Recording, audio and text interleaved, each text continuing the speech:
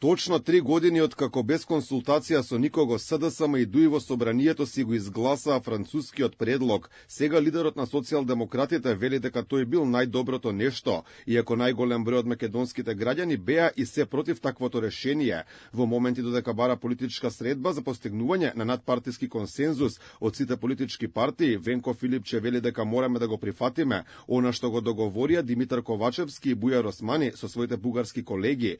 Она што е чудно во барањето на првиот човек на СДСМ е што токму неговата партија, без воопшто да се консултира со тогашната опозиција, го потпиша преспанскиот договор, договорот за добрососедство, го прифатија францускиот предлог, го потпишаа протоколот со Бугарија, се согласија на уставни измени, иако од ВМРО ДПМН уште тогаш беше предупредувано дека ваквите потези ќе донесат само проблеми на европскиот пат на Македонија.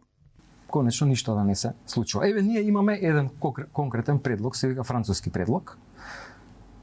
Веќе 3 години е на масата. Сметам дека е постигна најдобриот можен договор. Сум разговарал и со Ковачевски, сум разговарал и со Бојан Маричич, сум разговарал и со Бујар Османи, како луѓе кои што директно работеа на тој процес. Имало иницијативи да имаме одложено дејство на уставните промени, не било прифатено. Меѓутоа, сепак има една победа тука и тоа мора да го признаеме.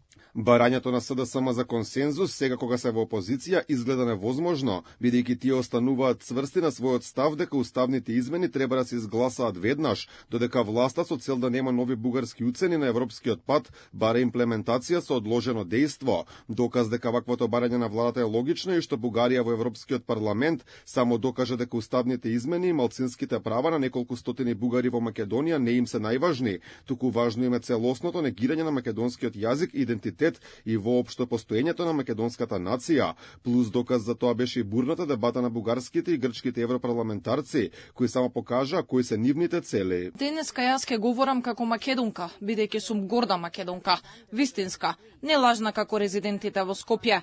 Тие се срамат да кажат она што се. Дојдовме до точка каде честа на Македонија и Грција ја бранат бугарите. Нивната реакција е коректна, бидејќи тие знаат дека моменталниот јазик во Скопје е бугарски дијалект.